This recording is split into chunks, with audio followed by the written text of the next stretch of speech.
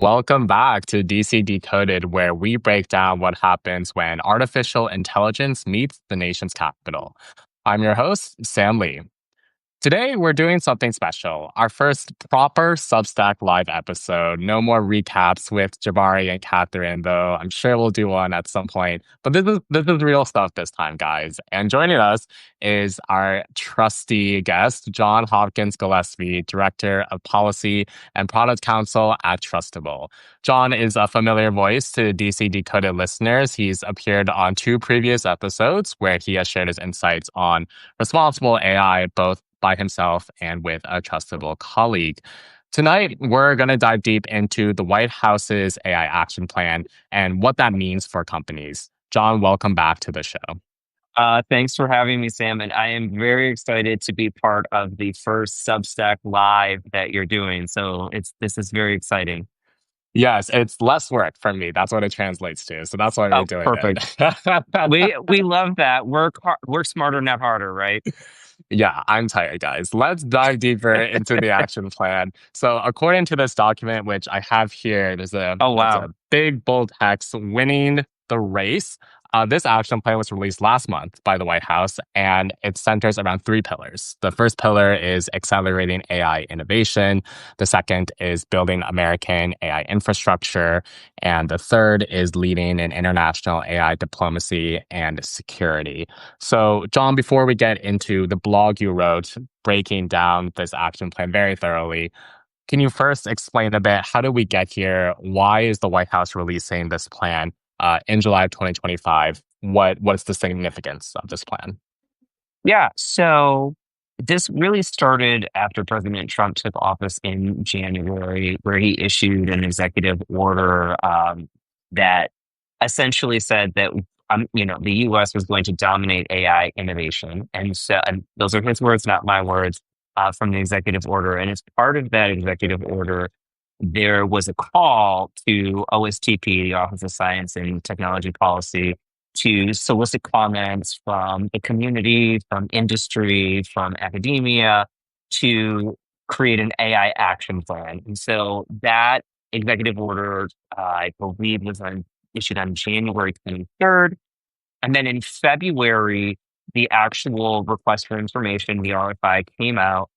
Is very unique. And for those folks who are familiar with like what typically RFIs or requests for comments look like, they're usually fairly detailed and they ask for specific points of interest. They're looking to kind of point commenters towards, some kind of end goal. And this was very unique in that it was about a paragraph and it was basically give us your ideas and tell us what you think, which can be a double-edged sword. On one hand, when you kind of open that up, you can get a lot of interesting insights, right? Instead of narrowing the scope of the inquiry, you can get a lot of different perspectives, a lot of voices from industry, from small business. On the other hand, if you're not scoping the inquiry properly, it can be difficult to kind of develop the kind of targeted recommendations that you're looking for in these kinds of requests for comments or requests for information. So it's again very unique in that regard. Um, the comment period closed in March. I believe it was March 15th. They received over 10,000 comments, which Oh, was insane. yeah. Of course, all of the big players submitted comments: OpenAI, Anthropic, Google. Trustable also submitted comments. Shameless plug. Um, I have a sneaking suspicion, just given the administration's proclivity for wanting to use AI across the federal government, they may have used AI to analyze those comments, because 10,000 comments, depending on the length and the type and the font, can be really hard to us to get through. Um, and then they took all of those comments, they developed the record, and then we get to July and we released the action plan. And so OSTP had, I believe, 180 days or 120 days to develop this action plan. And so they went through the proper process, you know, solicit input from the community, and then develop an action plan. And so we arrived to the end of July when the administration released it. They released it with three companion executive orders, which of course we can talk about as well. But the crux of the action plan was, as you said, structured around three pillars with roughly 90 recommendations, and then three of these companion executive orders to operationalize some of those recommendations.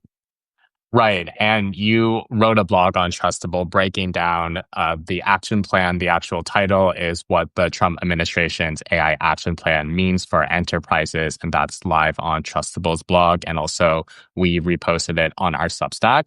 I actually want to start at the conclusion and ask Yeah. you when you wrote, the AI action plan is the most comprehensive vision for AI policy released in the second Trump administration. It also articulates a strong break from previous AI policy initiatives under Biden and the first Trump administration that emphasized AI safety and risk management. So, what does that shift signal to the industry? What should they be on guard for now? Yeah, so, truthfully, the action plan is kind of the culmination of a very thought through narrative from the beginning of the second Trump administration, which has been we're leaning into AI innovation. And so, I said that because I was tracking developments under Trump 1 in terms of, what the administration was looking at when it came to AI policy. And there was actually, interestingly enough, a priority on AI safety, responsible AI adoption.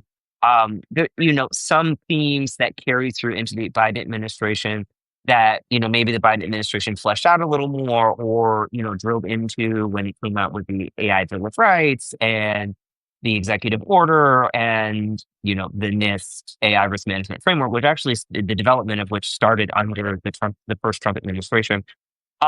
And this action plan really signals a break in that conversation about responsible AI adoption and AI safety. And so, some of the themes that we see in this action plan are centered around innovation, the idea that we do not want to shackle companies who are trying to innovate. We want the best products, best services, best ideas in the marketplace when it comes to AI.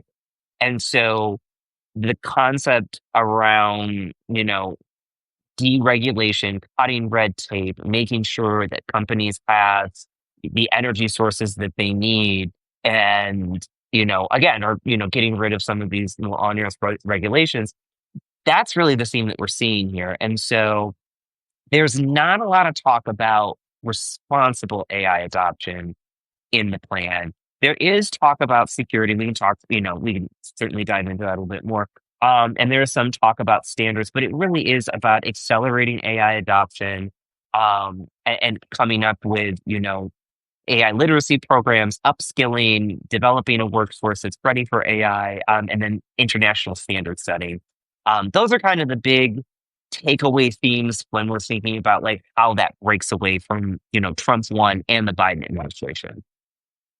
Right. And one thing I noticed reading through the document is it listed all the things you noted both now and in the article, but it's definitely part of the larger strategy initiatives we've seen from the Trump administration 2.0. For example, in the first pillar about accelerating AI innovation, you also note that one of the policy recommendations the plan suggests is that NIST revise or revisit its AI risk management framework or AIRMF to remove references to diversity, equity, and inclusion and climate change. So they're kind of just putting those things together. And if anybody's been following the Trump administration, those two initiatives of repealing DEI and climate change just kind of across the board in American society have been key points in the administration. So for AI companies, though, are there big practical implications for that? Like, were AI companies or companies who use AI like at the forefront of DI and climate change initiatives, or is it just more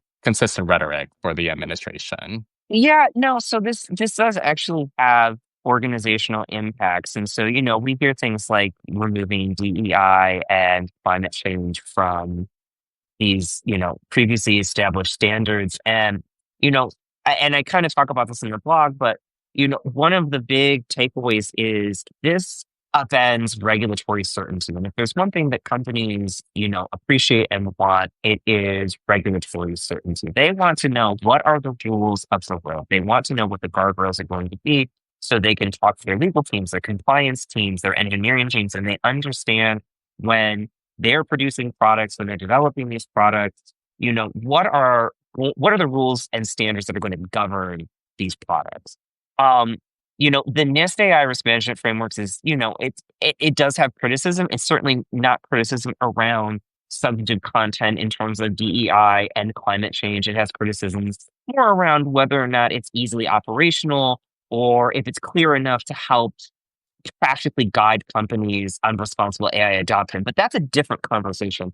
What we're talking about here is, upending a standard based on a couple of frankly buzzword phrases like DEI and climate change. And when we're thinking about AI talent pipelines, for example, right?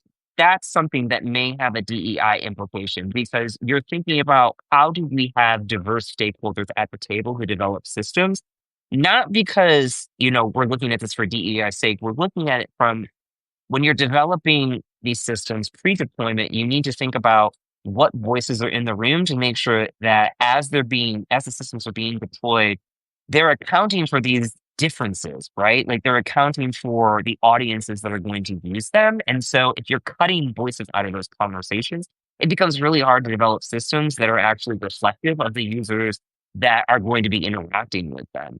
I Right. also know in the blog that DEI explicitly is only mentioned twice. It's actually not difficult to do like a control find to see how many times DEI is explicitly referenced. And so then it really raises questions. Well, okay, if we're talking about two explicit instances, what could the auxiliary DEI topics be that may get removed that again could lead to some of this uncertainty when it comes to the standard? And very briefly on the climate change point, you know, eh, we don't have to get into a discussion about, what's happening with climate change policy. I think the real thing is companies are very cognizant about the energy and resource consumptions of data centers and AI, compute. And so they may have, environmental policies and frameworks in place that take these things into account.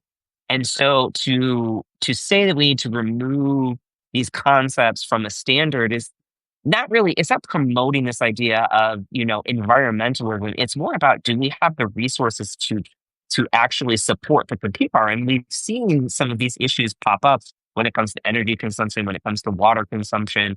If we look at places like Texas and Arizona, we see that water is an issue when it comes to these data centers.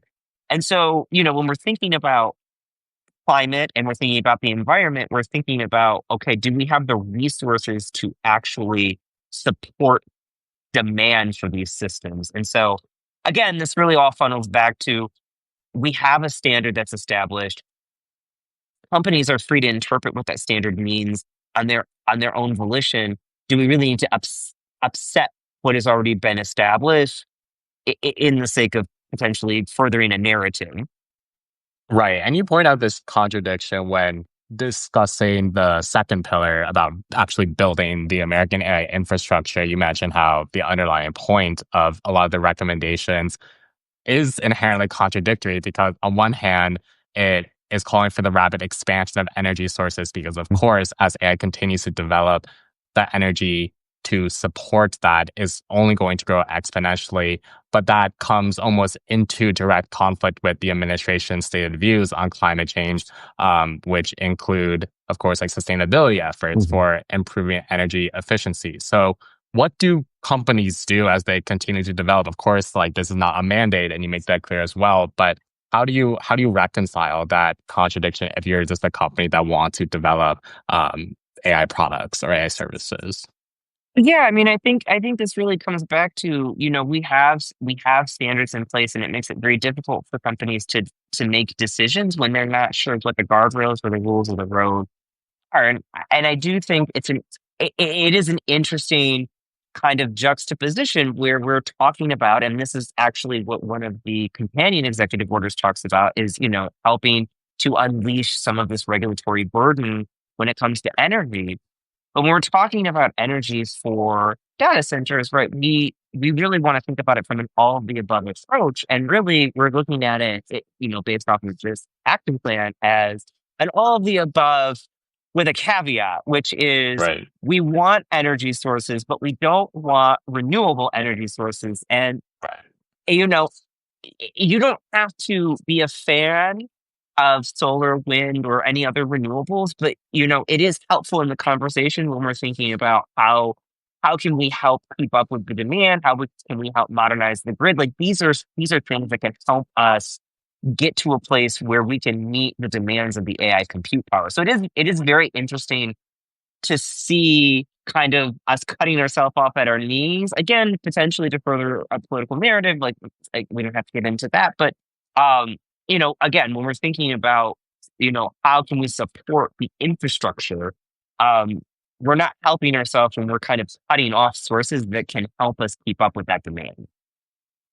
One of the most multi-pronged sections I found in the plan was under Pillar 1, when the plan goes into how to empower American workers in the age of AI. And I think it's a section that a lot of people employed right now would find worthwhile to read. But these policy actions don't just span one agency or one department. It kind of runs the gauntlet. You have the more generic lines, such as led by the Department of Labor, Department of Education, prioritize AI skill development as a core objective. That can mean a lot of things. But then you have things like led by the Department of Treasury, issue guidance clarifying that AI literacy and AI skill development programs may qualify as eligible educational assistance under Section 132 of the Internal Revenue Code. So basically giving like tax Mhm. incentives as well to create or further AI skill development programs. I was curious, when you were looking through this section, or just generally how the plan's talking about empowering American workers with AI skills, what seemed like the most promising to you? Yeah, so I'll make a point here to say that it's really interesting. There's only one of the subsections in Pillar One that talks about the American workforce, and it talks about reskilling and figuring out how to provide Americans with skill sets. The rest of the literacy education focused provisions actually sit under Pillar Two, which is Yeah. infrastructure. And it's maybe an interesting thought exercise as to, why are we thinking about, educational literacy issues as infrastructure versus adoption? Because I do think Mm. that accelerating AI adoption starts with understanding the technology and understanding how to use it, how to interact with it, how to prompt correctly. Like, I think there's a whole host of components that sit under that educational piece that help accelerate adoption. And yes, there's like a good argument for why it could sit under infrastructure, but I think it's an interesting point to make that this does not actually sit under the adoption part of the plan. It sits under infrastructure. That being said, I do actually agree with the administration's focus on, reskilling, upskilling, focusing on, funding programs that help transition workers from kind of this, you know, interesting turn of the century economy to the more technologically focused economy. Also, I'm really sorry that it's gotten dark. I made the mistake of wanting to enjoy a nice DC evening, and I've noticed that my screen has gotten progressively darker than your screen. So I am so sorry that I'm getting darker and darker as the conversation goes on. That's Um, okay. For anybody just listening in, John was just doing a bit, so no need to be concerned. But yeah, Yeah, continue. no, It's I'm okay. I'm I'm doing fine. It is a really nice evening out though. But I do appreciate that there is a focus from the administration on figuring out how to transition workers from, again, this kind of turn of the century internet economy to a more technologically advanced economy, and how we think about incentivizing companies to do this. How do we incentivize companies to reskill? How do we incentivize them to train them? And so I think offering tax incentives and thinking about how we can leverage the existing tax code and potentially reforming the tax code to offer incentives for these kinds of programs, I think is actually a really smart idea. I think it will prompt companies to think about what they can be doing to reap some of these benefits from the tax code while also doing the right thing when it comes to reskilling and retraining their workforces, are also helping their workforce understand that these tools, are not bad, right? Like they can actually help improve efficiency. They can kind of take some of the more burdensome tasks off of their workforce and help them focus on other things. So I do think that there's probably it's a well thought out set of recommendations when it comes to the literacy pieces and the education pieces when it comes to AI. Let's shift to pillar three, leading in international AI diplomacy and security. I want to start with something you had noted that is more critical of the plan, where you say that it's notable that out of the 23 pages, there's only three dedicated Yes. to international engagement on AI related issues. And I think what was especially relevant is you bring in our biggest geopolitical rival, China, to compare with their recently released action plan on AI as well that leans much more heavily into international engagement. So, what are the implications of that? Let's start there. Like, why does it matter that there's only three out of 23 with the actual world considered in this? Yeah, no, so I point that out really, I mean, less as a criticism and more as a red flag in the sense that, the administration talks a lot about the competition with China. And it's not an ill-founded concern, right? Like we are in a geopolitical rivalry with China when it comes to a host of issues, and technology and AI is one of them. And we see that when it comes to manufacturing AI chips, right? And there's concerns about, exporting chips from NVIDIA and AMD to China. And so I did find it interesting that there's only 3 pages when we're thinking about, well, AI, crosses borders, it, crosses continents, um, it has geopolitical implications, and the US should be the leader when it comes to these issues. And so there is a recommendation about the US being involved in standard setting bodies, which is great. I noted as you said, 3 days after our action plan came out, China released their AI action plan, and one of the things that they doubled down on was, using the UN and leveraging the UN as an international forum for setting AI standards. And the UN is interested in establishing a global standards body that sits within it, to help develop these things. And if the US is not a strong voice at the table, if we're not participating in the way that we need to, we will not be represented. Our interests will not be represented. China will be able to build a coalition that can effectively undermine some of the values and ideas that we would want to promote in these forums. And so, for the US, it really is about not just participating and helping set standards. It really is about being a strong voice, like being the superpower voice in the room on these issues. Because if we are not, someone else will be, and in this case, it will be China.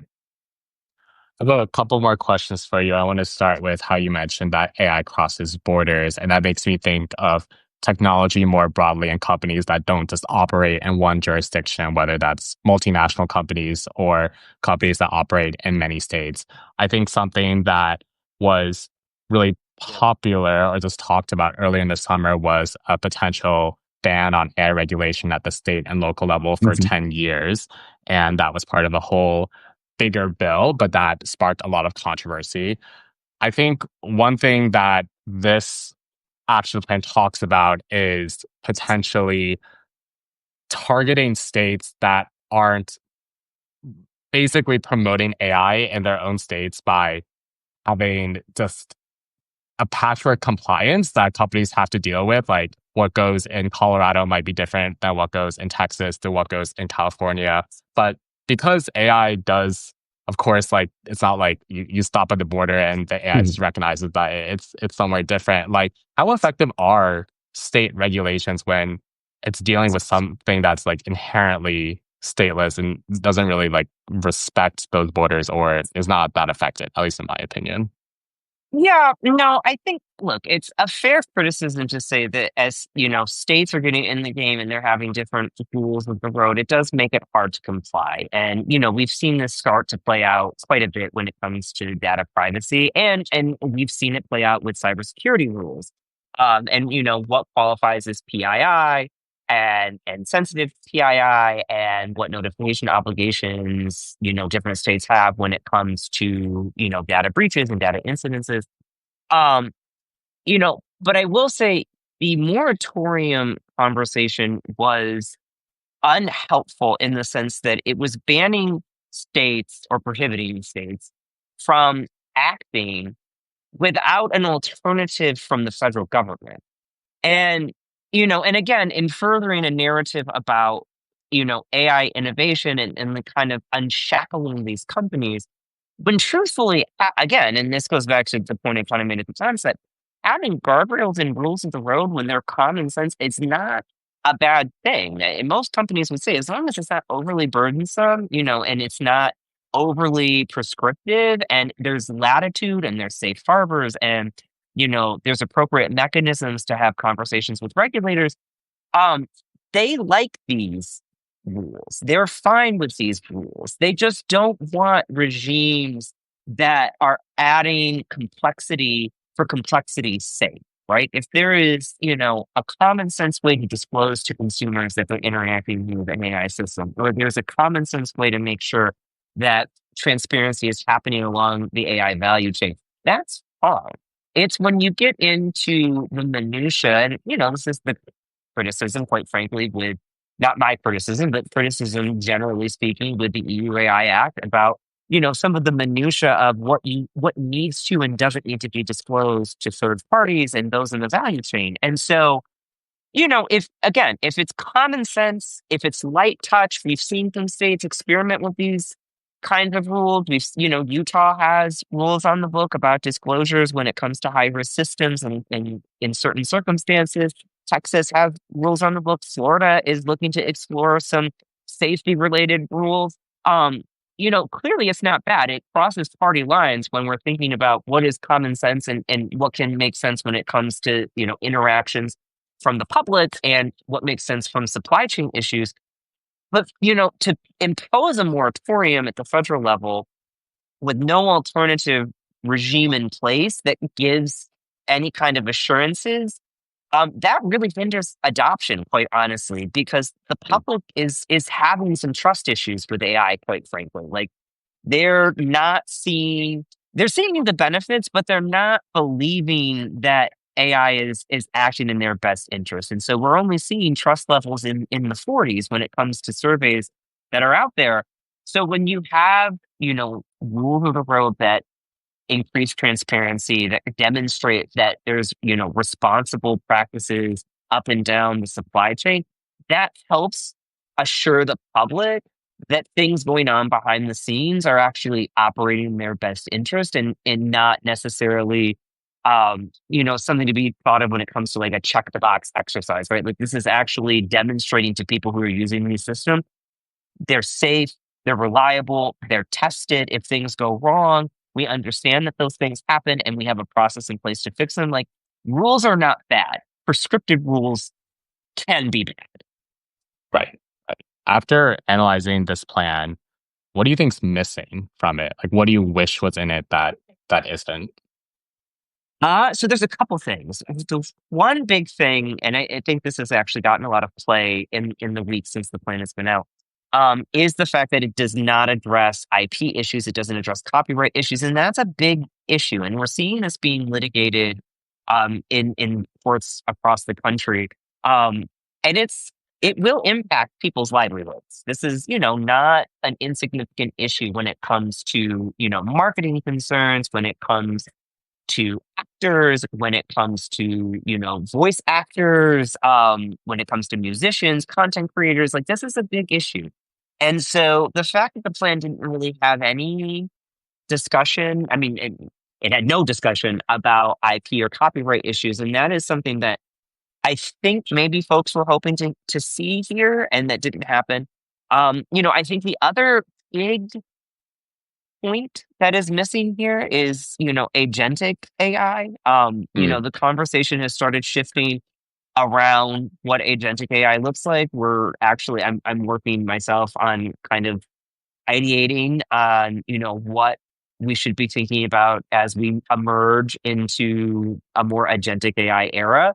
But it really didn't talk about agentic AI, yeah. and what we should be thinking about. And, not to say that anybody has the silver bullet answer at the moment, um, but just a nod in that direction, I think, would kind of show the forward thought on the issue, and that just it wasn't there. Um, and yes, the issue's new, but it's not that new that it couldn't have made it into the plan. So I find both of those issues very interesting that they're absent. And actually, I'm sorry, I'll You're say good. one more thing. I promise, and then I'm done. Um, we don't see any discussion about safety. We see Mm, a lot of discussion around security and the robustness of the systems when it comes to cybersecurity issues. We don't see a lot of talk about risks from the system and mitigations for those risks. And I think partially, a lot of the common risks that we think about are bias and discrimination. And maybe that is why we decided to move away from safety aspects. I'm not 100% certain, but there are other risks to be thinking about, when it comes to like hallucination and performance drift, over yeah. reliance on these systems, right? Like there are other risks that would kind of fall outside of, what some could classify as woke that should be considered. And that conversation wasn't in this plan at all either. We're going to wrap there. We could probably talk all day long about AI innovation and regulation, but progress around AI is not going to stop. So we will leave that for future episodes. If you enjoy this conversation, make sure to subscribe to DC Decoded on your favorite podcast platform, whether that's Spotify, Apple Podcasts, or YouTube, because people apparently watch podcasts on YouTube now. And if you found this discussion valuable, we'd love it if you left a rating or review. If you're watching or listening on Substack, consider recommending us. Trustable as well has a great Substack. There'll be a co-author on this post. And for more on the DC chapter of the AI Collective, upcoming events, and ways to get involved via collaborations, check out the links in the show description. John, thank you as always for coming on to DC Decoded. I'm sure we will have more conversations, but thank you again for your third time. You're a friend of the show now, three times, and I, I guess I've just designated you as our first friend of the show. I am always honored, Sam. So I appreciate you giving airtime 3 times to me. All right. Take care, everyone. See you next time.